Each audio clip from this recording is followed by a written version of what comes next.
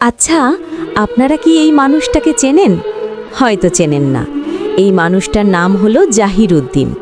আপনারা হয়তো ভাবছেন, এই মানুষটার বিষয়ে এত তথ্য কেন দিচ্ছি? এর কারণ কি এটাই ভাবছেন, তাই তো? আচ্ছা শুনুন তবে। আপনারা কি কখনো খেয়াল করেছেন একটা পরিবারে একটা ছায়া নামক বটগাছ থাকে? কি ঠিক বলছি তো? হয়তো ভাবছেন এই মানুষটার সাথে বটগাছের কি সম্পর্ক? আসলে মানুষটিও বটগাছের মতো ছায়া দেওয়া একটা গাছ। শুধু তার পরিবারের নয়, তার সাথে একটি গ্রামেরও। সেটা হলো তার নিজের গ্রাম। সাথে সাথে তার পাশের গ্রামেরও ছায়া ছিলেন এই মানুষটি। সিনেমার হিরো দেখেছেন? এটা কোনো সিনেমা নয়, এটা বাস্তব। রাস্তার উপরে তার অবদান রয়েছে, একটা মসজিদের উপর তার অবদান রয়েছে, কবরস্থানের উপর তার অবদান রয়েছে। সত্যি, এই মানুষটার মতো মানুষ কোথাও দেখি নাই।